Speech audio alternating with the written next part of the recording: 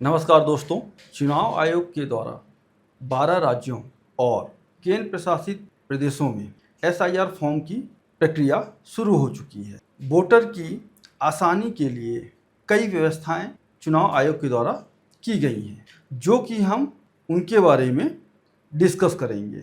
मेरे पिछले वीडियो में कई लोगों ने ऑनलाइन फॉर्म भरने की प्रक्रिया के लिए पूरा एक एग्जाम्पल मांगा कि कैसे भर सकते हैं। तो हमने इस वीडियो में ऑनलाइन फॉर्म कैसे भर सकते हैं और बीएलओ के द्वारा भरे गए फॉर्म को हम चेक कैसे कर सकते हैं कि हमारा फॉर्म सबमिट हो चुका है या नहीं हो चुका। जानिए इन सभी प्रक्रियाओं को।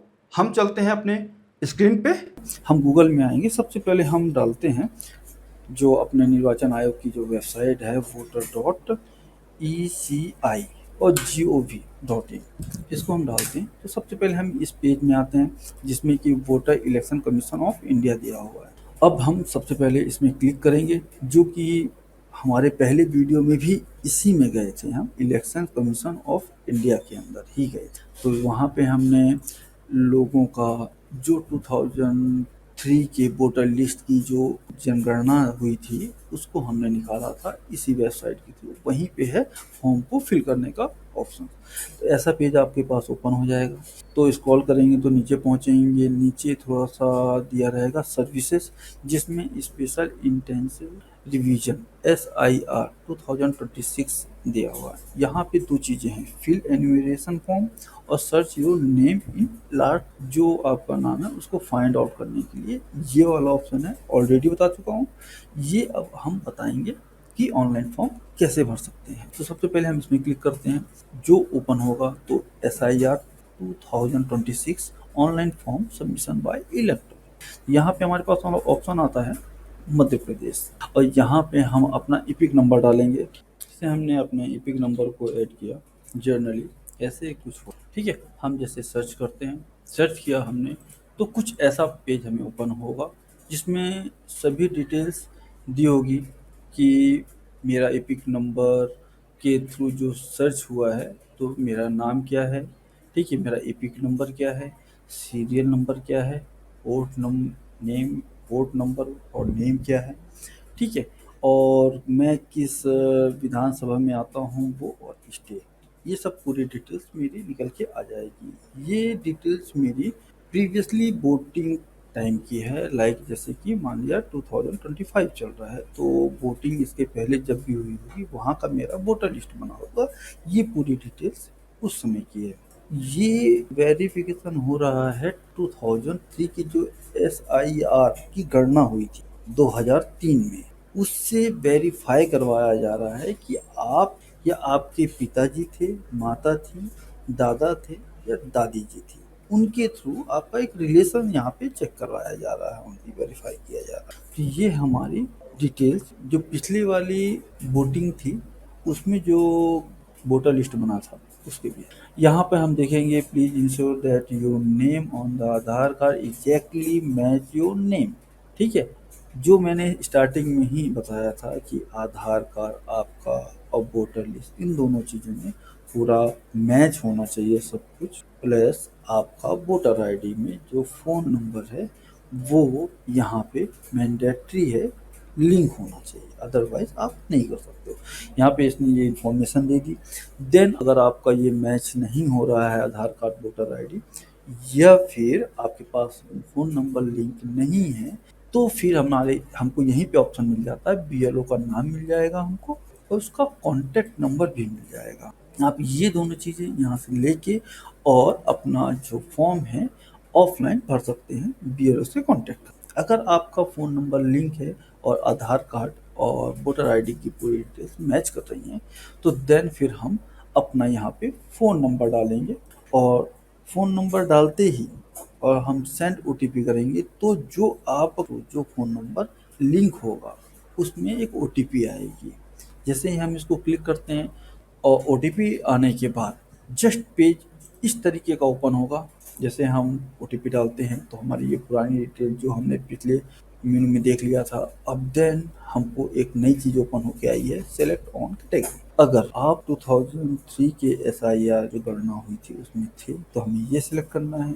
अगर हमारे माता पिता दादा दादी का S I last S I R हुआ था 2003 में, तो हमें ये ऑप्शन देना। तो मैं प्रेजेंट टाइम में इस ऑप्शन को यूज़ करता हूँ क्योंकि मैक्सिमम लोग इसी कंडीशन में आ रहे हैं। मैंने जब इसको क्लिक किया, सेलेक्ट किया, तो देन मेरे पास ऐसा ऑप्शन आता है कि आप स्टेट, ठीक है, assembly institution, polling station number number और select your relation with above mention relative. जो आप जिनको आप मेंशन कर रहे हो इसमें, यहाँ पे मतलब आपकी डिटेल नहीं आएगी। आप जिसको मेंशन कर रहे हो मतलब आपने यहाँ पे मेंशन किया है अपने मदर, फादर, ग्रैंडफादर या ग्रैंडमदर, इन चारों में से किसी एक को अगर आपने किया है तो यहाँ पे उनकी डिटेल डलेगी। ठीक है, अब जैसे कि मैं डिटेल डाल रहा हूँ, यहाँ पे मैं मध्य प्रदेश का हूँ तो मेरे फादर भी मध्य प्रदेश में ही थे, तो मैं मध्य प्रदेश फाइंड आउट करूँगा। जैसे मैं मध्य प्रदेश का हूँ तो मैंने मध्य प्रदेश यहाँ पे डाला और मैं अपना डिस्ट्रिक्ट एग्जैक्टली डिस्ट्रिक्ट डाल दूँ। ठीक है, फिर मैं अपना पोलिंग स्टेशन डाल देता हूँ। कुछ चीज़ें हैं जो शायद मैं आपको वॉइस में नहीं दे सकता कुछ चीज़ें। ठीक है, मैं अपना यहाँ पे अपना सीरियल नंबर डाल दूँ। ठीक है, हाँ, मैं किनका डाल रहा हूँ, वो मेरे फादर दादाजी या मदर दादी जी हो सकते, तो मैं अपने फादर का ही एडिट कर रहा हूँ। तो देन मैं अब सर्च का ऑप्शन आ रहा है, तो मैं अब सर्च करूँगा कि क्या उनकी डिटेल निकल के आती है। यहाँ पे उनकी डिटेल निकल के आ गई। ठीक है, उनकी डिटेल थोड़ा सा निकल गया है। अब थोड़ा सा हम यहाँ पे स्क्रीन को हल्का सा बढ़ाएंगे। अब यहाँ पे हम देखते हैं तो मेरे पूरी डिटेल्स आ गई, मेरे फादर की डिटेल्स आ गई। अब जस्ट मैं इसको क्लिक करता हूँ कि my relative name exist in roll roll of Madhya Pradesh in 2003 as per the above detail. Okay, then फिर मैं इसको कंटिन्यू करता हूँ तो मेरे पास पूरी डिटेल इस तरह से आती है। हम इस डिटेल्स को पूरी पूरी मैं एक बार चेक कर लूँगा अपनी डिटेल्स। ठीक है, सब कुछ मैं अपने इसमें चेक कर लूँगा, कोई दिक्कत नहीं आ रही है इसमें, कोई भी दिक्कत नहीं आनी चाहिए।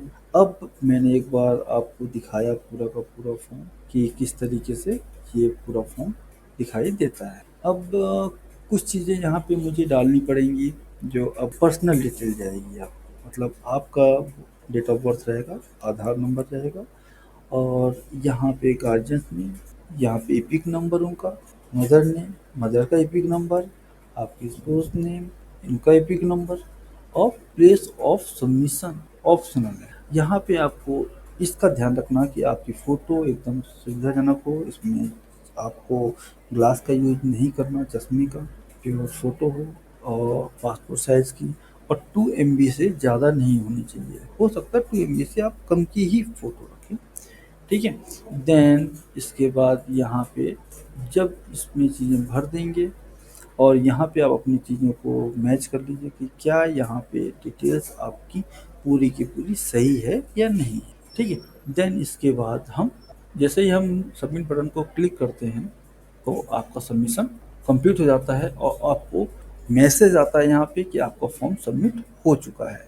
चीज़ें आपको थैंक यू मैसेज आ जाएगा लाइक इस तरीके से कि आपने अपना फॉर्म सबमिट कर दिया है, proper enumeration form has been submitted success, time detail सब कुछ आ जाएगा। इसका स्क्रीनशॉट आप लेके ज़रूर रखें। आपका ऑनलाइन फॉर्म सबमिशन, अगर आपको ये चेक करना है कि क्या मेरा फॉर्म सबमिट हो चुका है तो इसके एक ऑप्शन है, मतलब जैसे एग्जांपल के लिए मैंने अपना फॉर्म सबमिट किया है बट मुझे मालूम ही नहीं, या आपका बीएलओ ने फॉर्म सबमिट कर दिया, आपके पास इंफॉर्मेशन है ही नहीं कि आपका बीएलओ ने फॉर्म सबमिट कर दिया है या नहीं किया है। तो इसके लिए हम सबसे पहले इसके लिए हम क्या करेंगे, अपन वही अपनी वेबसाइट में जाएंगे। ओके, हम ये चेक करना है कि हमारा फॉर्म फिल हो चुका है या नहीं हो चुका है। तो इसके लिए हम सबसे पहले अपने सर्विसेज पार्ट में ही जाएंगे, इसमें सर्विसेज में जाएंगे, फिर इन्विटेशन फॉर्म में जाएंगे। देन यहाँ पे हम अपना सेलेक्ट करते हैं जो भी आपका डिस्ट्रिक्ट है ये, और अपना जो करंट का है एपिक नंबर वो हमें डालना है, अपना करंट का एपिक नंबर। तो हमें पता चल जाएगा कि हमारा फॉर्म सबमिट हुआ है या नहीं हुआ। ये भी एक व्यवस्था जो है गवर्नमेंट ने बना के दी हुई है। हम देखेंगे कि तो हमारा ये मैसेज आ गया, your form has been submitted with mobile number. ये फॉर्म बीएलओ की डिटेल। तो बीएलओ की डिटेल यहाँ पे हमें नहीं है ज़रूरत, हमें ये चाहिए कि मेनली हमारा फॉर्म सबमिट हो गया कि नहीं। और आपको किसी तरीके से असुविधा होती है या आपको किसी तरीके से कुछ कन्फ्यूजन्स है फॉर्म को फिल करने में, तो हमें मैसेज करिए, आप कमेंट करिए, जिससे कि हम आपके उसका जवाब दे सकें। जैसे इसके पिछले वाले वीडियोस में कई लोगों ने कमेंट डाले थे कि क्या हम ऑनलाइन फॉर्म भर सकते हैं, तो उन्हीं की रिक्वेस्ट की वजह से मैंने इस वीडियो को बनाया, जिससे कि आप लोग ऑनलाइन फॉर्म फिल कर सको। और कुछ लोगों की ये भी इंफॉर्मेशन को जाननी थी कि क्या हम अब ऑफलाइन फॉर्म में मार्कर का यूज़ कर सकते हैं किसी गलती की वजह से। बिल्कुल नहीं, आपको ओवर राइटिंग नहीं करना उसमें या मार्कर का यूज़ नहीं करना, ठीक है। एक और क्वेश्चन था किसी का कि उन्होंने पूछा कि हम अपने रिश्तेदार या संबंधी में किसको किसको ऐड कर सकते हैं। तो इस ऑनलाइन फॉर्म में आपने देखा है माता पिता, ग्रैंडफादर और ग्रैंडमदर, इन चारों को हम इंक्लूड करते हैं, ठीक है।